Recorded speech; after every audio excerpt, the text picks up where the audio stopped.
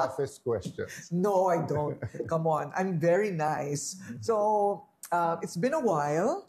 Bakit hindi ka masyado nagpapa-interview? Soul searching. Kasi 2022, syempre, kadibati ko yung naging Pangulo 6 years before that. Then, malapit ako kay President Duterte, pero hindi naman ako ganun kalapit kay Vice President Sara. So when I won in 2022, searching din ako anong role ko dito, bakit nasa Senate pa rin, baka time to listen more than to speak.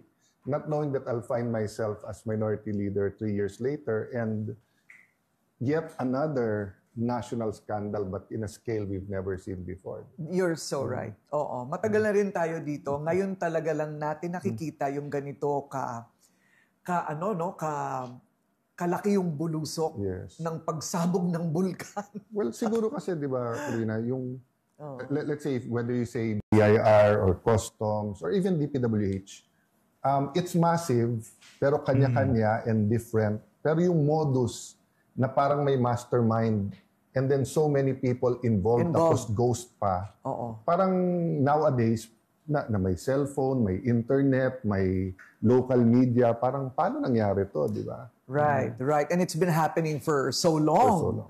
Under the noses of the best journalists. Hindi ba? Well, the best politicians. Yes. I would dare say the best COA in history given the budget, the money, and yung ni-reveal nila the last 10 years. But it also, apparently, so it's like a COVID-19. It infected too many people. Too many, and we didn't know where it was coming from. Kasi there was a time to be a contractor was a badge of honor.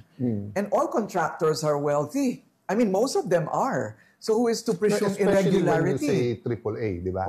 So pag sinabi mong AAA, and then usually pag AAA, meron silang private, may government, parang bang hindi mo i-risk yung license mo o yung pagkilala para pumasok sa ganito. And then, nagising na lang tayo isang araw na it's so massive and high government officials. And can you imagine on October 25, 3 months na since President Marcos said this in his SONA, but magti 3 months na, wala pa tayong listahan kung ano yung ghost.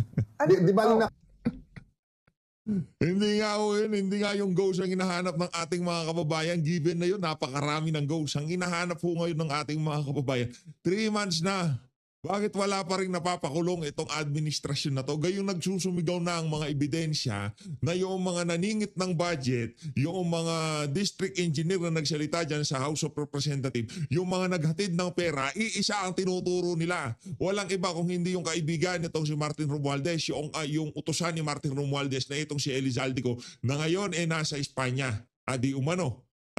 Hindi nga natin malaman kung saan yung kung nasaan ngayon itong si Elizaldico. Pero isa lang ho sigurado natin dito, nagtatago ngayon si Elizaldico, siya ho ang isa sa pinakamaraming insertion sa 23, 24, 25 budget. Hindi lang ho kasi pagkakasi binanggit natin itong mga kakurakutan sa budget na to, hindi lang ho tayo pwedeng magsabi na dito sa 2025, napakaraming 23, 24, 25.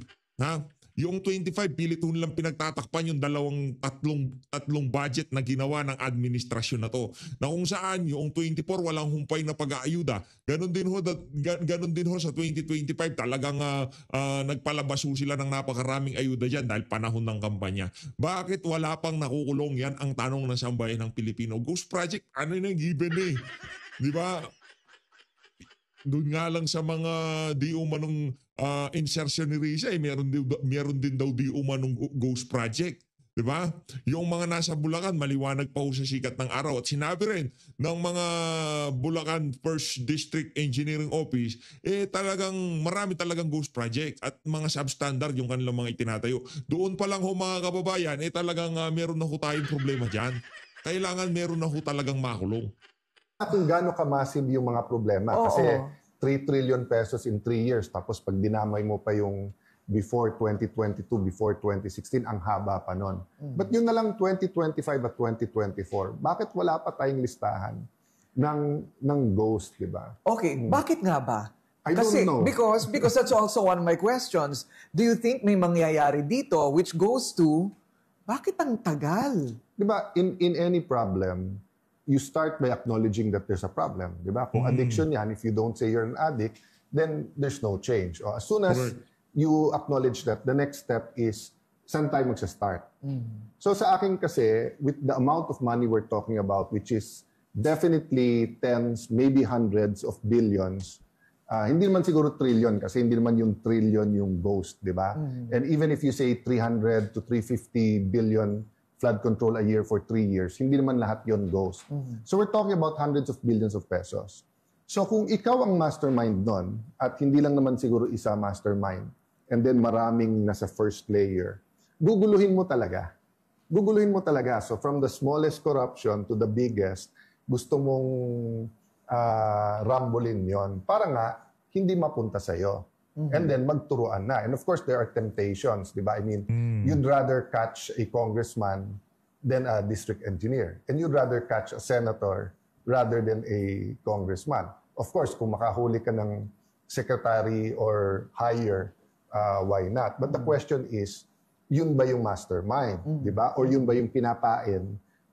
And how guilty is that person, no? So corruption is corruption, Corina. I mean, hindi ko inano yun, whether 1 peso or 1 billion. But di ba parang sa hive of bees pag yung queen bee, hindi mo hinanap, manganganak lang yon. Walang tigil yon. But aside from the fact na yan ang pinakamadaling, that's the low-hanging fruit. Yes. Na unahin na natin ang mga ghost projects. Low-hanging, pero yun din ang pinaka-substantial. Why? So just like we saw in Bulacan, di ba? From the ARD na dating DE, the DE, the assistant DE, wala na silang choice after 1 or 2 hearings kung hindi kumanta. Kasi hindi lang ma-explain yung ghost Paano mo nabayaran na tapos na. And hindi mo kayang ikaw lang yon, di ba? So, if they're saying in the rest of the country, then they're going around, meron to.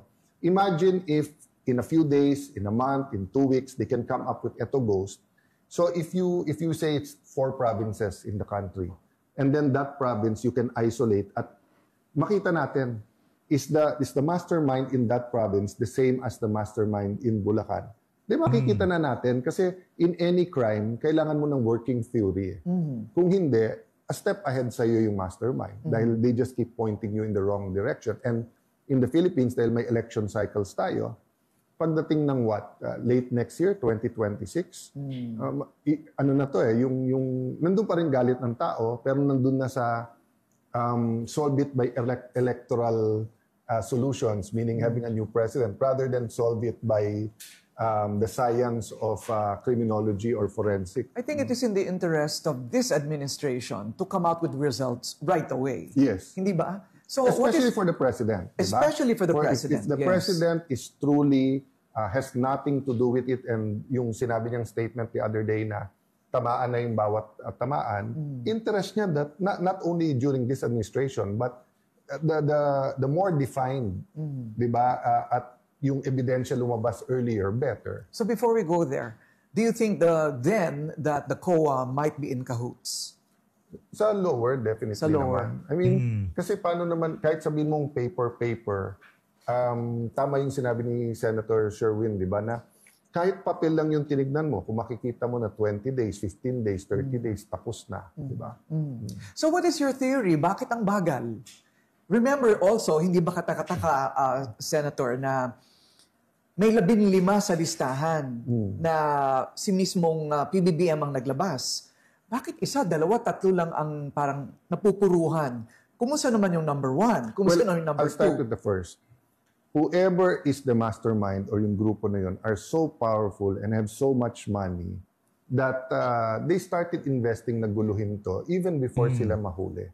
Diba? And part of guluhin to, isama lahat ng pwedeng isama, operan din at bigyan din. So, that's why everyone's scared kasi picture lang, parang guilty ka na. Diba? Yung na-interview mo lang, baka sabihin kasama exactly. pa. Diba? And we're getting that as a dose of our own medicine dito sa So you think all of that is a part of an orchestration? Ginagamit na lang later on. But it's part of our culture kasi. Diba? Na we all love everyone and then suddenly, siya ang masungit, then barkada mo rin yon. So may nagagamit yung culture natin. But the second point, I think, is that it's just so massive. And when I say massive, one, it's systemic in the DPWH until the level. But then, kumbaga, kung tinotolerate dati na marami dyan, ayos yung kontrata, etc., yung how did it get, di ba parang kay Napoles eh. She wasn't the first nor the last na nangungumisyon sa kontrata. But she was probably the first to offer 30, then 40, then naging ghost na. Di ba? So, pag dinamay-damay mo na sa DPWH, di ba yung may pinakiusap na contractor, may hiniram na lisensya, may 5%, then naging ghost. So it's just so massive na pag sinabay-sabay mo, di ba? How do you uproot all of that na nandun yung magagandang plants? Di ba? Sabi nga sa Bible, you can't just uproot a weed kung tumutubo na kasi pati yung good plants ma-uproot mo. Pero diba? may solution. Sabi mo nga, and I agree, just start with number 1. The number 1 ghost project, the number 2 ghost project. Yun nga ang amazement ko na ba? So even the ICI, di ba? Kung ako, I would have either passed a law, made it stronger. I would have made sure it's public. And I would have made sure 2 or 3 religious leaders are there. So it's not that wala silang politika, but business and business and government are really yan ang magka-partner eh. So religious, alam naman natin sa Pilipinas may kanya-kanya din gusto, but more or less may mga foundations yan. And we have like 3 or 4 big groups from Catholic to Iglesia to Muslim to born again and others that can be there. So there are things that could have been done, but that's why nga naisip ko, Corina, baka sakaling everyone is in a sacrificial mode, baka gusto natin, resign na lang all from the president to congressman. Doon lang ako na yun yung ideya eh. Yun yung ideya na kung saan pinag-twist naman itong mga mainstream media na to. Na kung saan ano lang naman what if lang naman yun eh. Talagang pinagmukha pang mahina yung pagkakaintindi nitong si Senator Alan Peter Cayetano sa ating saligang batas. Pero napakatabaho ng utak ng mama na yan. No? Kaya kung talagang meron dapat pumalit dito kay Soto bilang Senate President, walang iba kundi yan si Senator Alan Peter Cayetano. Natawa dun sa mga reaction. I expected reactions from the left to right, from wow, ang ganda to sama nung propose. But I didn't expect yung what? Resign kayo para hindi kayo makasuhan? What? Pakakawalan na lang para hindi kayo... Sandali lang, baliktad. Pag nag-resign ka, wala ka na sa poder. Mas madali ka ng kasuhan. Right. But that's for me an example of the fake news and yung pag sinabi ng isang legal luminary, sinusunod na nung iba without thinking or without saying na sandali lang, yung legal luminary na yun or yung political consultant na yun, partisan pala. Oo. Di ba? Para sa akin, well, ang tama sa akin nun is, maganda. Maganda. If I could flick my finger and undo everything, yung feasibility lang, yung feasibility lang, do we have enough time? Do you have the budget? Who's gonna run? What will happen to the term? We don't have a choice because it's in the Constitution. Doon din ako nagtaka sa ibang legal luminary na sabi na unconstitutional. Hindi, sa Constitution, when the President and Vice President resign, the Congress has to meet right away. And then they're given 7 days to pass a law. Then they have to call an election not earlier than 45 days, not later than 60 days. Pwede na nila isama sa law na yan, na hindi lang President at Vice, Senator na lang at Congressman. Kaya ako naisip yun, Corina, kasi I think this will drag beyond 2028. Because nga, as of now, walang kandidato ang Marcoses. But the Pinks think that, I'll use the names, DDS, Piglawan, etc., without any offense to the Right.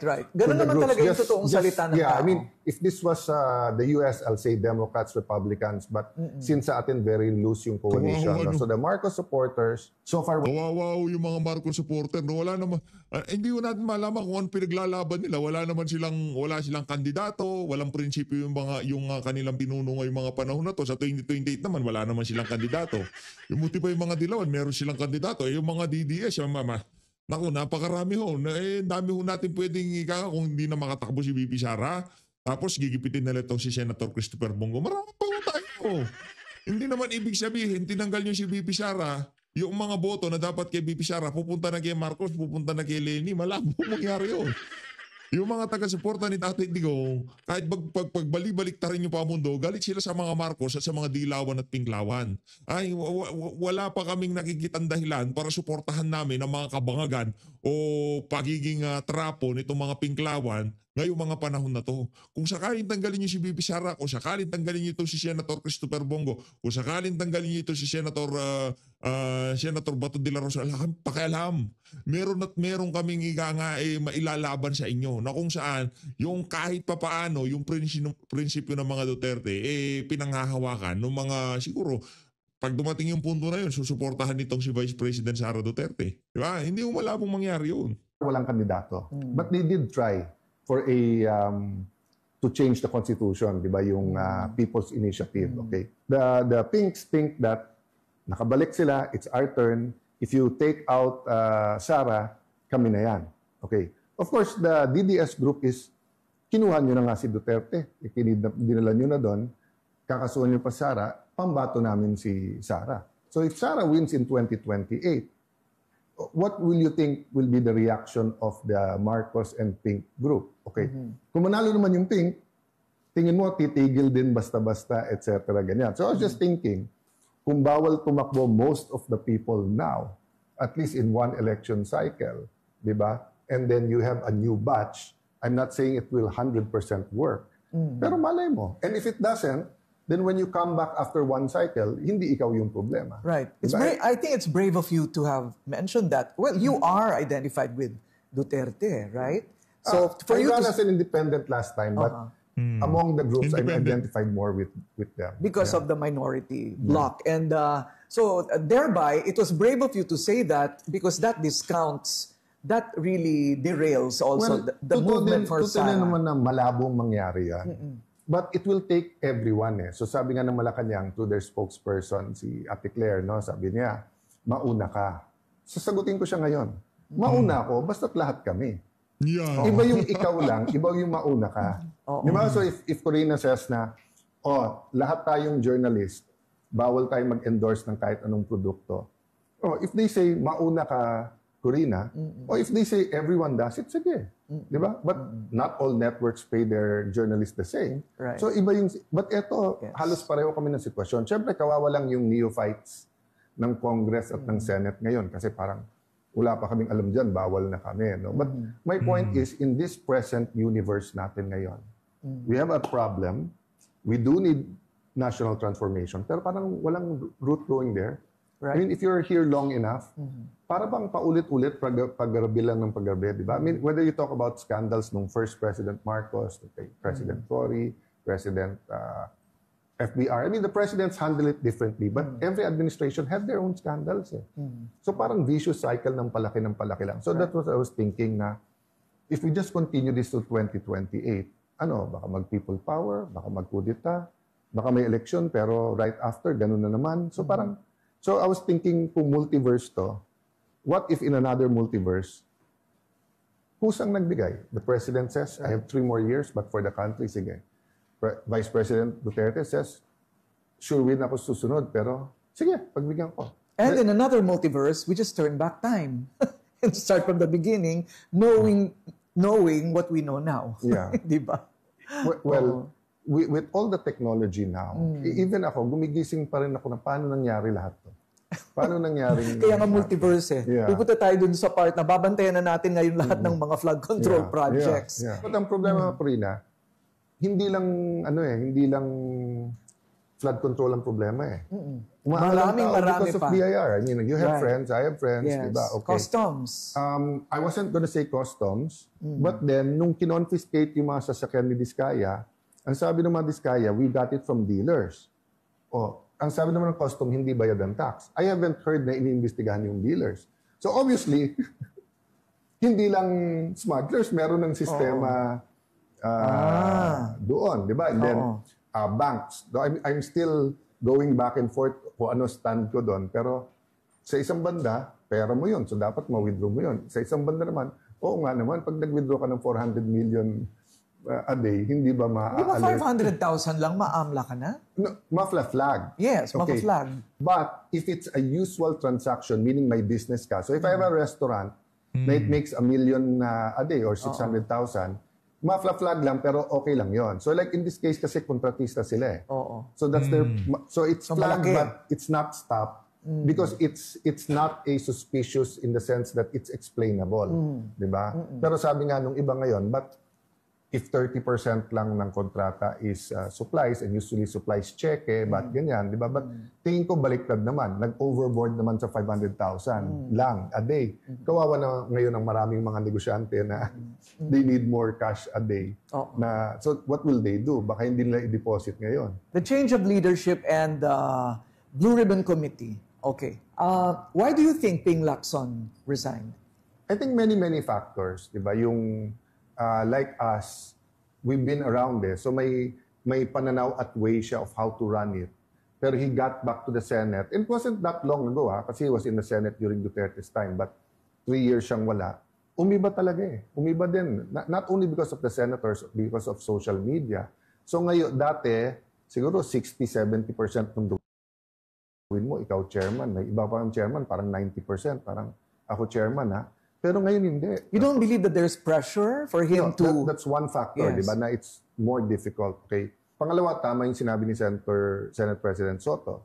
Sala sa lamig, sala sa mainit. Meron gustong stop. Pag sinap, gusto ituloy. Pag tuloy, meron gustong, Third, from the senators. Kasi nga, yung direction, so like kami sa minority, may angal kami sa... Definition lang eh. Bakit pag minority senator ang naglagay ng pondo sa budget, bakit insertion? Pero pag sa majority, amendment. Di ba? Yung may mga ganun eh, na bakit pag may nabanggit, and hindi namin pinagtatakpan ha, full investigation tayo, pero pag may binanggit sa credible yung witness. Pag sa majority, ganon. And to be fair, that's not all on Senator Lacson, di ba? And then outside, there are things outside we don't know. Right. How does Malacanang feel? How does this group feel? How I think yung we don't know ang dahilan. Marami kasi hindi naman maramdamin si Senator Lacson kung yun lang, ha? Well, all these rumors of the coup, pero sa kanila nanggagaling yun, hindi sa amin eh.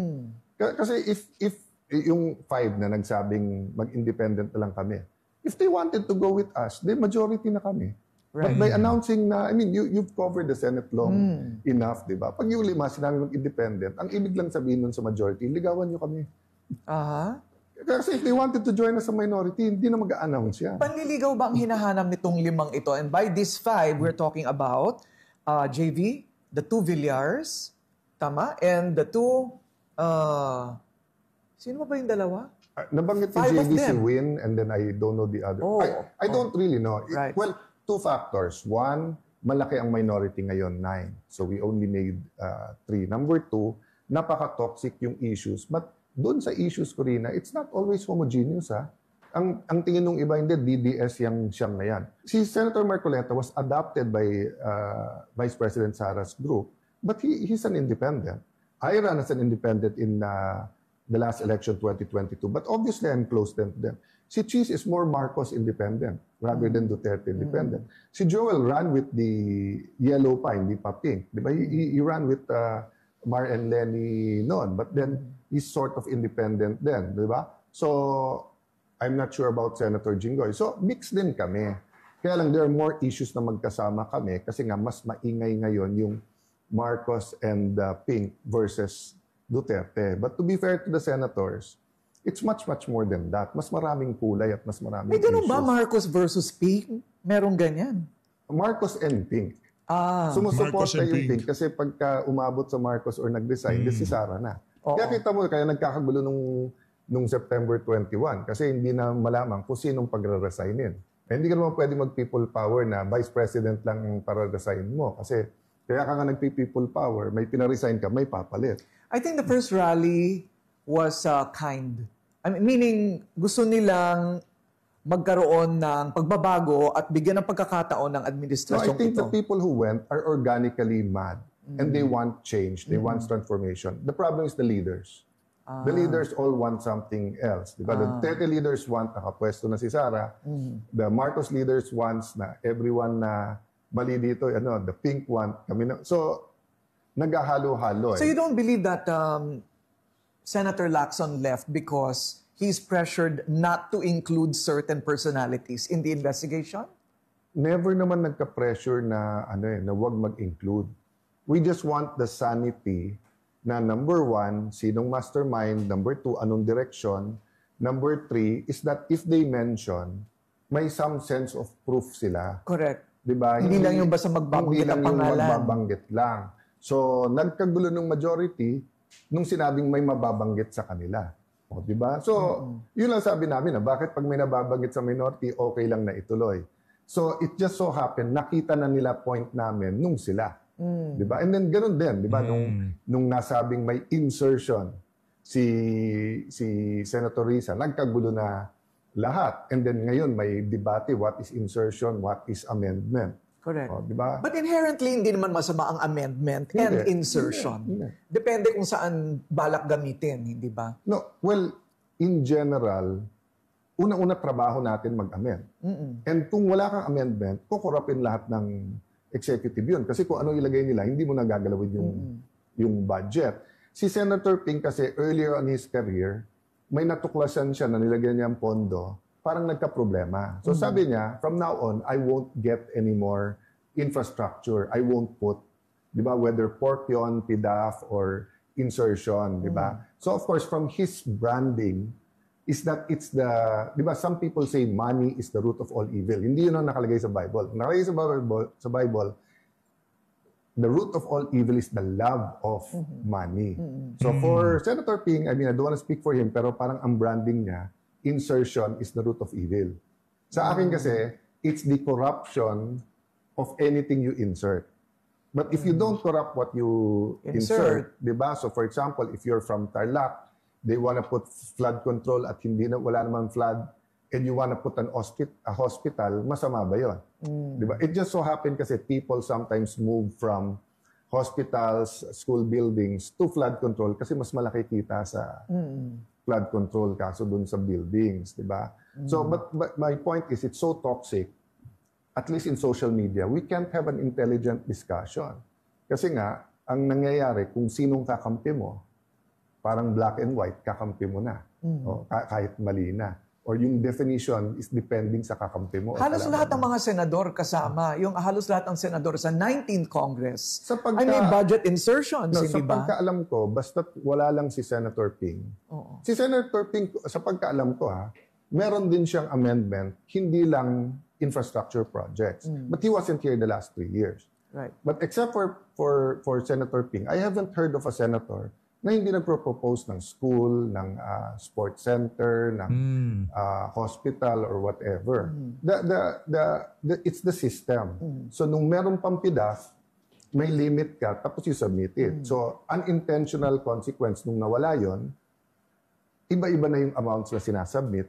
Tapos yung small committee na kung tawagin, small BICAM committee, got more powerful over time until nga nawala yung transparency, until na mukhang one way or the other, hindi naman sila lahat, pero nandun nanggagaling yung paanong gawin yung corruption scheme na ito. So, hindi pa nakakarating sa inyo yung chismis. Marites lang po ito. We have no, I don't know what the basis is, yung nagbabanggit ng mga pangalan, tapos pinapa-stop. Kasi may lalabas ng pangalan na kakampi ng administrasyon. No. Open yun sa senators na may isang senador na sinabi niya, alert, babanggitin ni ganito. Tapos may isang powerful na senador na sumagot na kausapin natin si Boying at saka hindi credible yung magsasalitang yon, which was si Bryce. So syempre, hindi na kami nag-comment, kaming minority. Pero sandali lang, nung binanggit niya mga minority, hindi siya credible siya. Nung babanggitin niya na sa majority, hindi na siya credible. But to be fair to that guy naman, hindi naman binanggit nung nandun na. But yun nga ang point, no one knows what's happening in closed doors.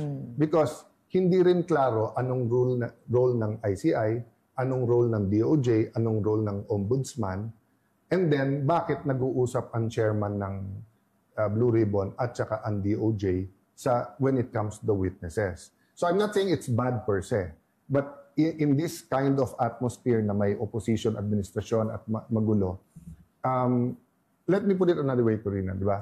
If you are a congressman now na incumbent at may ghost sa lugar mo, lahat ng kalaban mong mayor at kalaban mo wants to highlight that. Ikaw, you wanna downplay it, di ba? So ang politika ngayon is as rampant as the cover-up.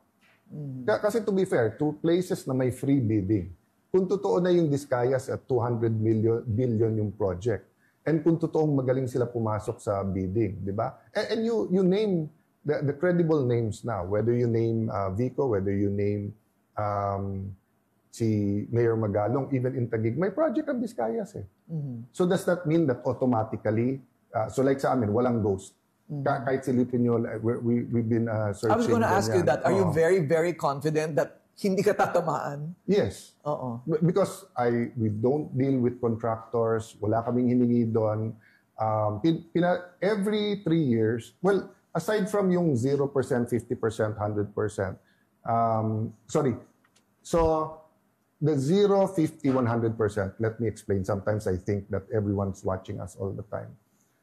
Sometime when I was a new senator, someone told me, ang pangit ng pagkagawa ng isang covered court na pinagawa ko somewhere in Central Luzon. So after that, pinakukunan ko na ng picture na 0%, 50%, and 100% para sure man lang. So I don't check periodically, but throughout my career, yun ang sinasabi ko sa Taguig. Para pare-pareho tayo, walang turuan, walang sabit. After the bidding, take a picture na 0%, 25, 50, 100%. Do you think that local government officials should, by law, should be in on that? Or is that another layer of corruption? For accountability? Everyone should have double, triple systems. Kasi, like, di ba sinasabi nga ni Secretary Vince na bakit tinanggal yung acceptance? Ang alam ko, hindi tinanggal yung acceptance. Yung dati kasi, kahit hindi ito turn over sa LGU, pinapapirmahan. And then, the background is, nagagalit yung DPWH kasi minsan daw may humingi. Whether kapitan yan or mayor or whoever. Okay. But for example, you do a project and it's for the municipality or city, they still have to accept it. And that signature means something. Well, it should mean something. Yes, it kasi should. But yun nga problema. So for example, no, if it's not a project for the city, so let's say tapos papirmahin mo, it doesn't matter sa city pagka na-delay yung pirma o hindi. Kasi DPWH ang magsasuffer. But let's say it's a school na gagamitin ng city. Pag hindi nila pinirmahan right away, hindi pa magagamit ng estudyante. But yun naman ang problema. Kung hindi 100% ang magandang pagkagawa, minsan may dilema yung mayor. Pipirmahan ko ba ito? Pag hindi, madidelay yung paggamit. Ako pa may... Pag pinirmahan ko naman... So should they? Yeah, we should fix those systems talaga. I think that should be in law, no? Kasi ngayon, I find it bizarre na hindi alam ng governor or mayor na may malaking-malaking hukay doon ng 8 taon, hindi pa nagagawa. So, meaning they should also be an oversight. No. It's in the local government code that hindi pwedeng gumawa ng national na walang consultation. So, it just so happened na not all congressmen ay kasundo ng mayor. Kasi pag magkasundo yon, pipilitin nung... So, like ako, dito Senado, now and then, nahuhuli ko DPWH na may magagandang project, in theory, pero it will either cause traffic or pangit na projects. Tinatanong ko, did you consult the LGU? Minsan lolokohin pa ako, yes, na hindi alam na asawa ko mayor. Tapos titignan namin, it's one letter and it's not even a consultation saying there's a major highway dadaan sa inyo. So to your question, should they know, should they? Yes. But hindi one-sided yung usapan at yung corruption. There has to be a real dialogue between the ULAP, the League of Cities, DPWH, and everything, para hindi magturuan. Kasi ngayon hugas kamay lahat ng LGU, no? But the issue kasi hindi sa kanila talaga yan. Yes. Issue national di ba? But having said that, for example, sa flooding, di ba? Ang building permits ay sa LGU, di ba? And reality is, there are many places around the country, and this is not the present mayors, this is the last 25, 30 years, kung saan nag-build na hindi dapat mag-build. Di ba? So hindi DPWH yun. Right. Zoning. Diba? That's another investigation. But I'm saying it's not hitting the nail on the head na yung problema ng corruption ngayon. But the problem of flooding is a whole of nation, is all communities have to pitch in. It's not only DPWH. Before the flood control scandal in Bulacan, binabaha na ang Bulacan. I'll give you another example. The reclamations. Nothing against them. I'm not anti-reclamation. Pero wag niyo naman sabihin all those reclamations in Manila Bay and the others are not contributing to the flat. Di ba? It is, di ba? Oh, pero syempre, it's easier to quiet, doon na lang kayo. Yung online gaming, di ba? That's contributing to our erosion of our values. Pero no one's discussing it now kasi ang pinag-uusapan ngayon, yung flood control. Correct. Ang daming problema, no? Okay, sino ang dapat pumalit kay Ping Lacson, head of Blue Ribbon Committee? Well, sa akin, it's not more of sino, but then talagang magkaroon ng consensus how we can play our role. Kaya kung tayo ang tatanungin mga kababayan, siyempre si Senator Rodante Marcoleta, sino pa ba? Lipat na ho tayo dito kay Sir Eli Solidarki. Ni Katiting ho ay wala ho, hindi po takot. Ito pong si Vice President Sara Duterte. Dito po sa naging banta ni Ombudsman Jesus Crispin Remulla na kanyang muling ipasisilip ito hong sinasabing confidential funds ng BC Presidente na nauna na pong naimbestigahan dyan po sa mababang kapulungan ng Kongreso at yun nga ay umabot pa no sa impeachment case mga kababayan. So sabi po ni BP Sara, kung silipin niya, hindi lang, huwag niya na silipin. Iharap niya sa kanyang pagmumukha. Tignan niya na, iharap niya na at bulat-latin niya na gusto. Huwag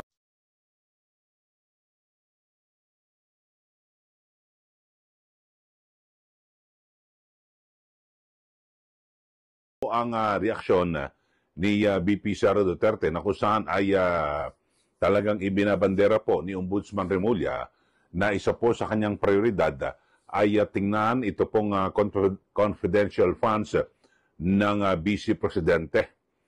At yun nga ho, titignan daw, iimbestigahan at kung hanggat mari ay ipapaprosecute. Bagamat aminado ang ombudsman na hindi niya pwedeng ipatanggal. Dahil sa alam naman ng lahat na ang BC Presidente ay impeachable officer. Okay, na kailangan kung patatanggalo siya ay dapat mo nang ma-impeach. Parang presidente ho yan. Presidente, yung vice presidente, yung mga maestrado ng Supreme Court, yung mga constitutional commissions, halimbawa, di ba, COMELEC, COA, etc. Yun lang ho, yung mga hindi pa pwede na basta-basta tatanggalin. At kasabay niyan ay sabi po ni BP Sara ay kung siya ho ang Pangulo, hindi niya raw po i-appoint ito pong si Remulla. So lumilitaw ho mga kababayan na parang sinasabi ng Vice Presidente ay hindi po kwalipikado. Ito pong si Remulla bilang ombudsman. Kasi yun po sabi niya. Sabi niya, kung ako presidente, hindi ko siya i-appoint. O yun po. At bukod ho dyan ay binanggit din ni BP Sara na dito ho sa sinasabi ho ni, ni Ombudsman Remulla na kung ano-ano lahat, ang sagot ho ng ating Vice Presidente ay ipagdasal lang natin ang Ombudsman. Ayon. Panoorin niyo ho mga kaubayan, ito hong pahayag ni BP Sara Duterte at napanood ito hong naging pahayag ni BP Sara Duterte na tilang parang sinasabi niya hindi siya bilib at hindi kwalipikado ito pong si Remulla bilang ombudsman. Kasi sabi niya, kung ako presidente, di ko i-appoint yan. So hindi siya bilib dito kay Remulla. At para sa kanya, hindi kwalipikado. Pero bagamat siyempre, ang nangyari naman ay mukhang si Pangulong Marcos Jr. ay bilib na bilib. At sobrang sampalataya dito po kay ombudsman kasi iba't iba ho mga perception nga ho rito na parang ito po ang pinaka-insurance, di ba? May mga ganun hong pahayag ng ilang mga observer na insurance na kung sakasakali ho ay maalis ho sa pwesto at matapos na po yung panunungkulan ni Pangulo Marcos Jr. sa 2028 ay maiiwan pa ho si Ombudsman Remulla kasi 7 years po, fixed term po yan ang termino ho ng ombudsman. Pero dapat tandaan ho siguro, tandaan ho ni Ginoong Marcos Jr., ni Pangulong Marcos at ni Ombudsman Remulla, kahit na sabihin mo 7 years yung fixed fixed term niya, no?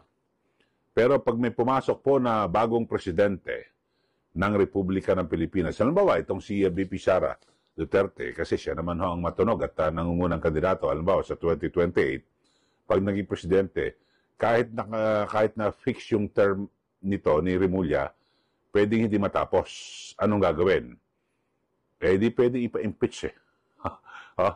Halimbawa, pagtapos ng termino ni Pangulong Marcos, may bagong Pangulo, at hindi niya po nagustuhan yung trabaho ng ombudsman, pwede ipa-impeach yan. Alam niyo naman ho, dyan po sa mababang kapulungan ng Kongreso, kapag may bagong presidente, naku, lahat po yan nagsisip-sipan. Isang click lang ng gano'n ng Pangulo, tanggalin yan. Bagamat hiwalay na sangay, pero yung realidad ho, mga kababayan, pag nagbigay po ng senyales sa mga kaalyado, mabilis pa sa alas 4 yan, may impeach ka agad at mawawala po sa pwesto yung ombudsman. Yan ang isang ehemplo ho dyan, yung si Ombudsman Merceditas Gutierrez. Sa panahon ho yan ni Gloria Macapagal-Arroyo. Nang pumasok po si Pangulong Noynoy Aquino na presidente, hindi niya kursunada yan Kasi alam naman natin talagang matindi ho yung hindwaan din. No? At ang perception talagang matindi yung korupsyon sa panahon ng ni dating Pangulong Gloria Macapagal-Arroyo. So pagpasok po ni Pinoy, yun, napa-impeach ho. Na-impeach ho sa mababang kapulungan ng Kongreso. Tapos yung dadali na po sa Senado, yung articles of impeachment, para siya po ilitisin doon, voluntaryong nag-resign na. Ito pong si Ombudsman Merceditas Gutierrez. Kaya naging moot and academic na po. Yung impeachment, na-impeach siya dyan sa House of Representatives, so hindi na po inaksyonan ng Senado. Kasi wala na Kasi alam niyo naman, yung maximum, yung pinaka-parusa lang naman sa impeachment, removal, tanggalin ka sa pwesto. Ganun lang naman. So ang nangyari, nung na-impeach dyan sa House of Representatives, itong si Ombudsman Gutierrez, tapos nag-resign, wala nang paglilitis. Ganun po. So ganyan ho, hindi ho sabihin natin na nakataga sa bato na kahit na 7 years, yung termino ng isang ombudsman, halimbawa itong si Remulla, after 2028, kapag bago na po ang presidente at hindi ka aliado ni Marcos Jr., tapos ka kung hindi maganda ang iyong performance bilang ombudsman. Kaya sana ho, gawin ho ni Ombudsman Remulla na tiyakin niya na siya po ay patas at, di ba? Kasi kung maayos mo magiging performance niya, pag may pumasok na presidente, bakit naman siya tatanggalin, di ba? Kung matino at talagang siya po ay para sa taong bayan. Ganun lang ho yun, mga kababayan. At yung narinig nyo kanina, di ba, yung sa interview kay VP Sara Duterte, tinatanong mo siya ng mga reporters kung ano ang kanyang pahayag dito po sa naging desisyon ng ICC, yung International Criminal Court, na kung saan ay ibinasura at hindi po inaprubahan yung hiling na interim release o yung pansamantalang pagpapalaya kay dating Pangulong Duterte. At bukod dyan ay tumanggi na rin ho muna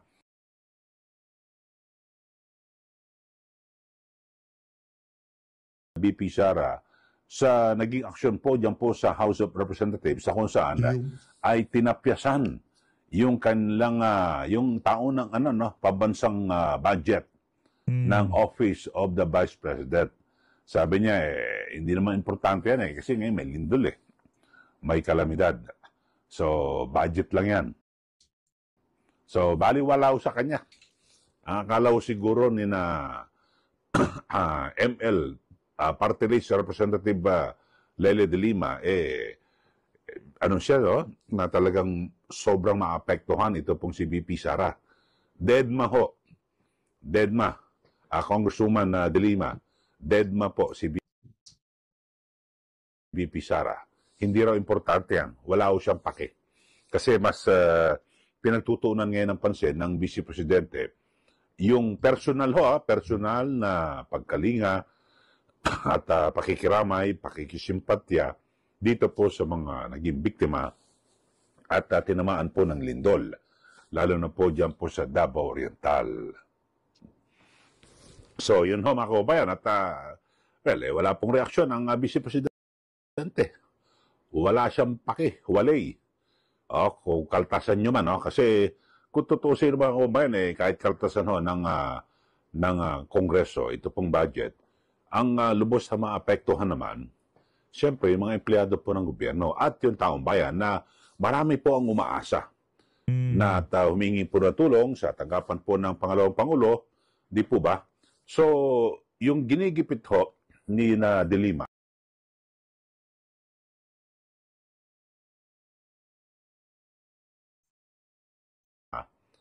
ay ang taong bayan, di po ba? Yung mga umaasa humingi po ng tulong sa Office of the Vice President.